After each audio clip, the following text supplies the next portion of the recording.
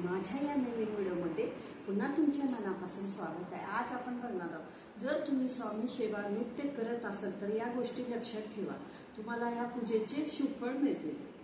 समर्थांच्या नामस्मरणाने अनेक भाविकांच्या मनात आनंदाने वातावरण निर्माण होते, घरात पॉझिटिव्ह येते। तुम्ही घरात जरी हे 4 शब्द स्वामी समर्थांचे घेतले तर तुम्हाला घरात आनंद वातावरण होते। अशक्य ही शक्य करतील स्वामी। अनेक भाविक हे श्रद्धेने भावपूर्वक अशी स्वामींची सेवा करतात, त्यांचे फळही त्यांना मिळतात। स्वामी तुम्ही मागण्याच्या अगोदर तुम्हाला सर्व काही देतात। अक्कलकोटला जाऊन सुद्धा अनेक भाविक हे नियमितपणे स्वामी महाराजांचे दर्शन घेतात व नित्य सेवा करतात। परंतु तुम्ही जर नियमितपणे सेवा करत असाल तर या गोष्टी लक्षात ठेवा। नियमितपणे काय सेवा करावे त्या लक्षात ठेवा। चला तर पुढे बघूया। या गोष्टी जर आचरणात आणले तर स्वामी सेवेचे हे नित्यफळ मिळते तुम्हाला। अनेकदा स्वामी सेवा करूनही सुद्धा आपण सारामृत करतो, तारक मंत्र पठण करतो, स्वामी समर्थांचे जप करतो, आपण गुरुचरित्राचे पठण करतो, तरी सुद्धा आपल्याला त्याचे फळ मिळत नाही। यामुळे आपल्याला काहीतरी आपल्यापासून चुकते असं आहे। तुमच्या सोबत असे जरी होत असेल तरी तुम्ही स्वामी महाराजांवर विश्वास ठेवून हे सगळे सेवा करत जावा, तुम्हाला फळ नक्की भेटेल। स्वामी तुम्हाला समोरून देतील, तुम्ही न मागता सुद्धा तुमच्या इच्छा पूर्ण होतील। हे काय करावे आपण स्वामी सेवेत ते बघूया आपले।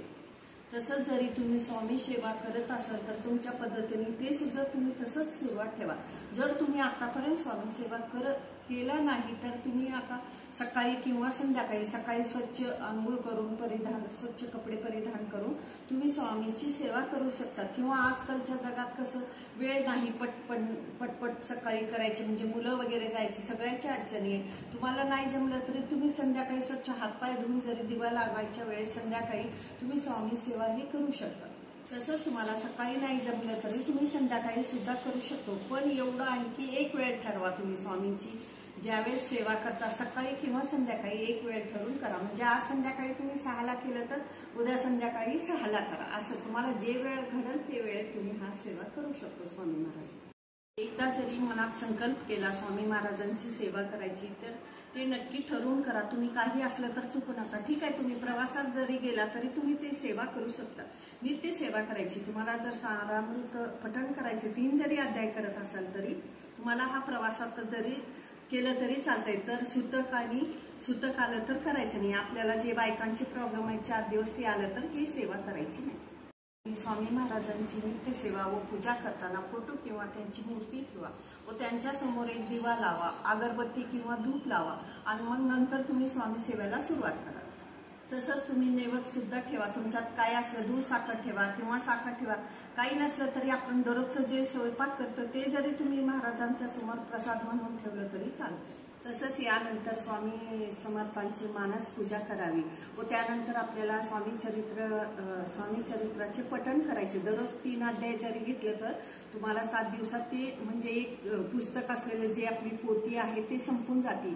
मग आपल्याला उद्यापन करायचं। जर तुम्हाला कंटिन्यू तसंच करायचं असलं तर तुम्ही हे 7 दिवस झाल्यानंतर उद्यापन करून परत ते पण करू शकता। असं तुम्ही 21 दिवसाची 41 दिवसाची सेवा सुद्धा करू शकतो। तसंच स्वामी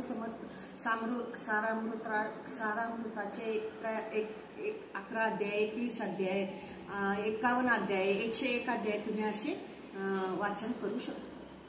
तसं स्वामी महाराजांचे हे 21 अध्याय आपण 3 दिवस म्हणजे 7 दिवस 3 अध्याय केलं तर आपलं एक अध्याय एक पारायण संपलं समजायचं। मग त्यानंतरही तुम्हाला करायचं असलं म्हणजे 41 दिवसाची सेवा तर तुम्ही असंच कंटिन्यू करू शकतो। किंवा दररोज जरी तुम्ही हे घरात सारामृताचे पठण केलं तर तुम्ही करून बघा, तुम्हाला स्वामी महाराज न मागता सगळं समोरून देतील। त्यानंतर तुम्ही स्वामी समर्थ महाराजांचे तारक मंत्र म्हणा।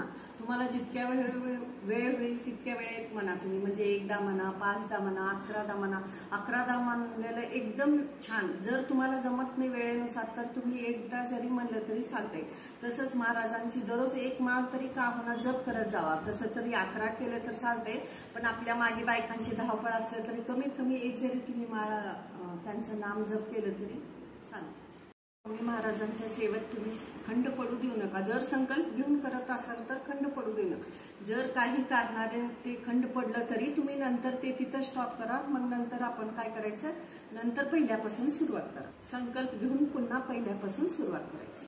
आपण स्वामी महाराजांची सेवा करताना ही मनात शंका ठेवू नका तुम्ही की मी हे केलं तर माझं काम होईल, स्वामी मी हे असं, म्हणजे स्वामींना तुम्ही असं प्रश्न टाकू नका की स्वामी मी हे केलं तर माझं काम झालं तर तुमची सेवा करते, असं करू नका.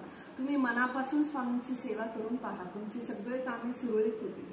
प्रकारे स्वामींची तुम्ही नित्य सेवा करा. तुम्हाला हवे ते भेटेल, हवे ते देतील स्वामी. श्री स्वामी समर्थ.